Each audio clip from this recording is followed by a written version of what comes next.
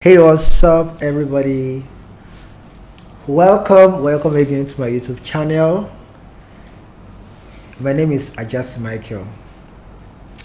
At the end of this video, I know you will love it. So do not forget to like, share, and subscribe. So in my last video, I spoke about wrong reasons why men or guys choose. And I spoke about physicality, or what we call beauty or physical attraction. If you've not seen that video, please go and watch that video before you watch this one. It's very important. I have done so many other videos that will bless your soul, particularly if you are looking for love and if you want to settle down. And I don't mean looking for a girlfriend, like I really mean you want to really settle down in a godly way. All right, in a godly way. You have to watch my previous videos. So today I'll be talking about a very rampant thing that I've seen people do. Is about cohabitation. Cohabitation is, for those that doesn't know the meaning or the definition, is two people living together under the same roof as husband and wife while they are not legally married. Two people who are not legally married staying together and having romantic relationship or sexual relationship.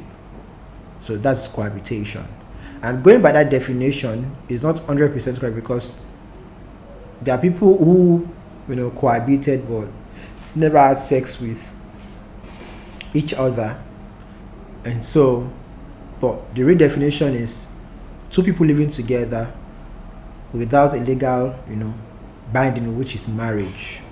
And so my major concern with cohabitation is that we see it as a good thing. So we might not even necessarily see it as a good thing. We just see it as a normal thing. I mean, what is there to stay with my boyfriend? What is there to stay with my girlfriend? But let me tell you, cohabitation is wrong. It is very, very, very wrong.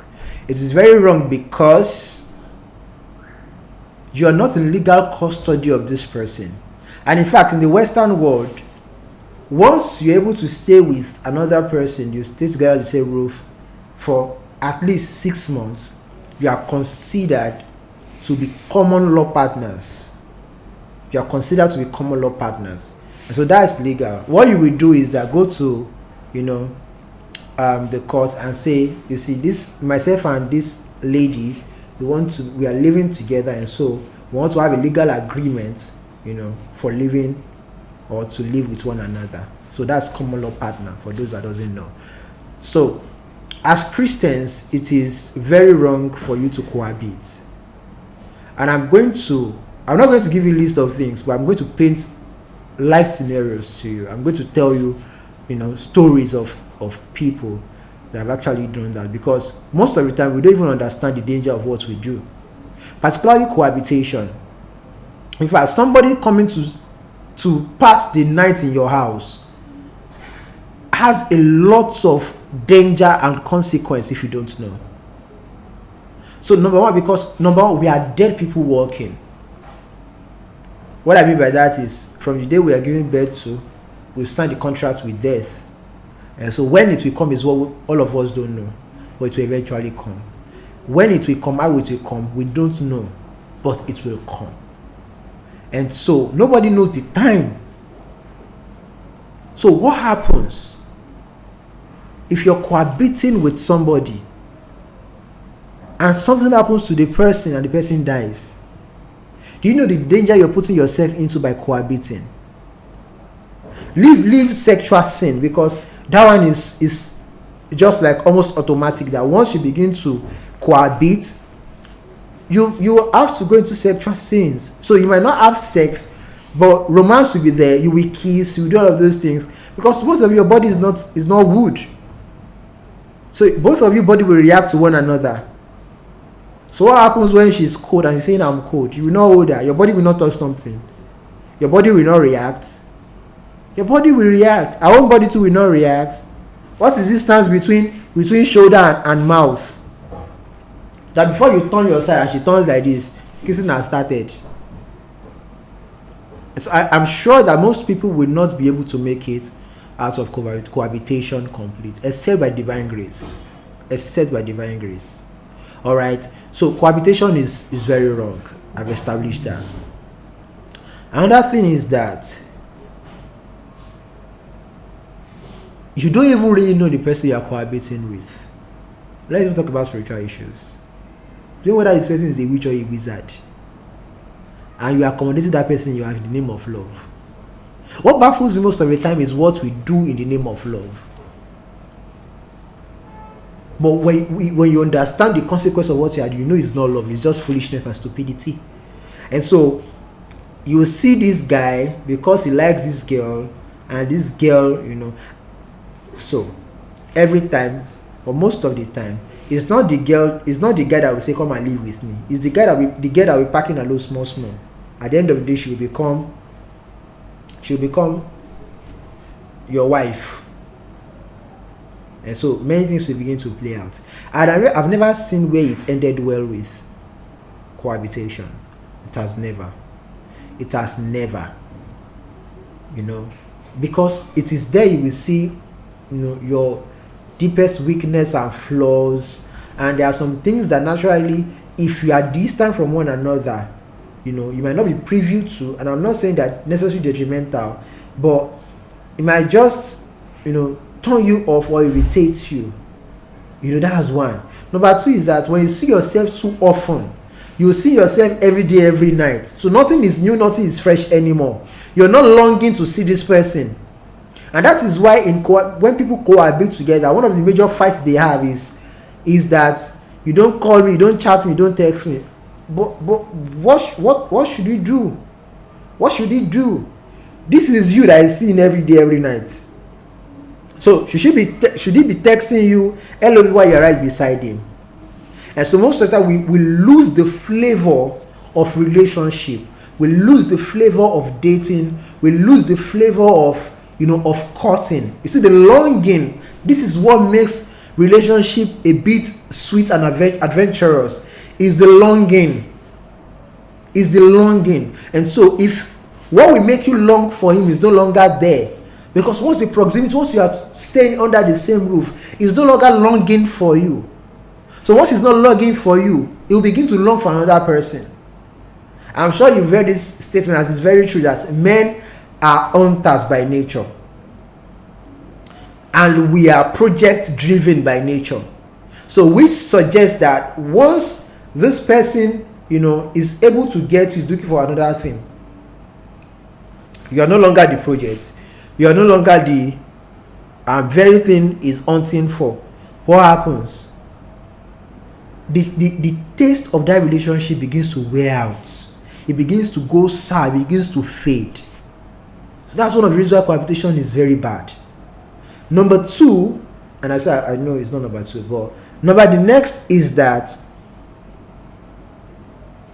you're not able to discipline one another, because what you're supposed to preserve, for a longer period of time, you're having access to it now.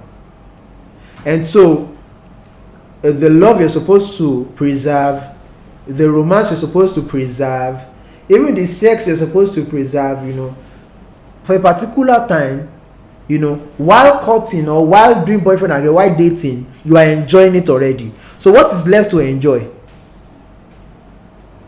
And I dislike it. I don't want to use the word hate, but I hate the fact that women most time play the victim in this particular issue.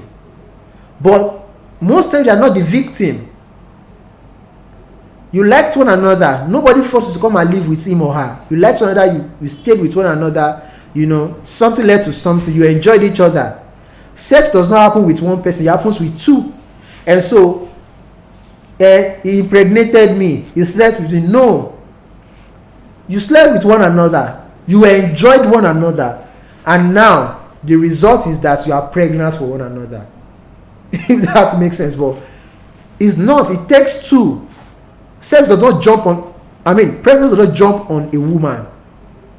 It takes the release of sperm for pregnancy to occur. And so most times you see these things resulting from cohabitation, unwanted pregnancy. So the unwanted pregnancy will distort the guy's life, and because of that, he will hate you. Because you have put his life in chaos and in shambles. On the other hand, you are angry because now you are pregnant, it's not pregnant, it's walking about. But he has placed a hold, on your life, on your academics, on your career, on your journey, and now you are bitter, you are angry, and on the other hand, he's telling you he's not going to take the pregnancy, all of those things, and now your whole life is messed up. Cohabitation is the cause. You understand? And I'm not saying all pregnancies, but out of 10, cohabitation will result into all of these things. And that's why if you don't want to get pregnant, you don't want to keep the pregnancy, you now go for abortion. So you see a lady would have aborted like 4 or 5 pregnancy for a guy. So if the guy now says, I'm not doing it anymore, you now start laying costs. The cost will not work. You worked into that yourself. And so that's one of the reasons why cohabitation is very bad. And do everything possible within your means not to cohabit. It's very wrong. And so again, unwanted pregnancy can come as a result of cohabitation. Not wanting one another anymore, the flavor of the love and relationship and the eagerness to see one another will not be there. And so what happens? You wasted my time will not be the next anthem. Now you are hearing that don't go and pack and go and be living with a guy, or because you are in school you're not living with a guy, he has seen everything about you and everything inside of you. What is remaining is to tell you he's no longer interested. It's what you keep that has value. What you don't keep don't have value. And so cohabitation is very wrong, and I hope that you understand. So the last part is that there are so many people in jail because of cohabitation. So let me paint it this way.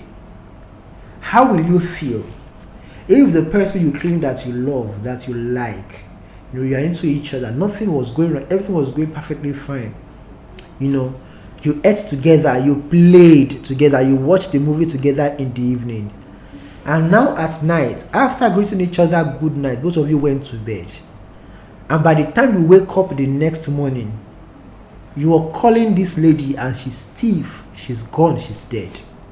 What will you do? How will you explain to the police that you did not kill her? You might not necessarily kill her. I'm not saying you did not even kill her. It was just like it was time and she's gone.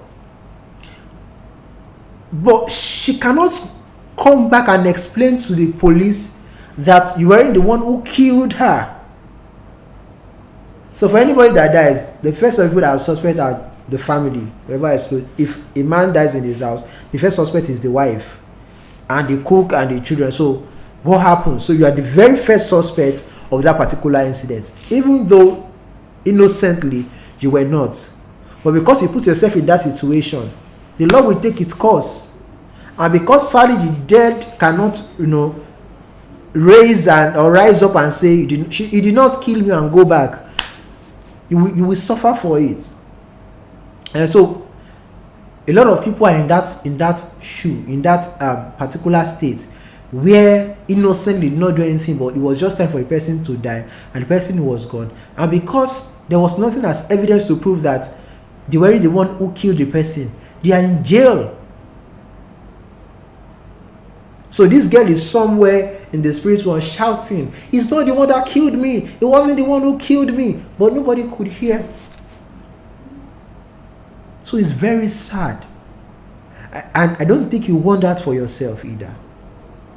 I'm not saying whoever says you will die, but who knows? And so if you put yourself in that situation, it's going to be bad. It's going to be really horrible. And so please do not cohabit.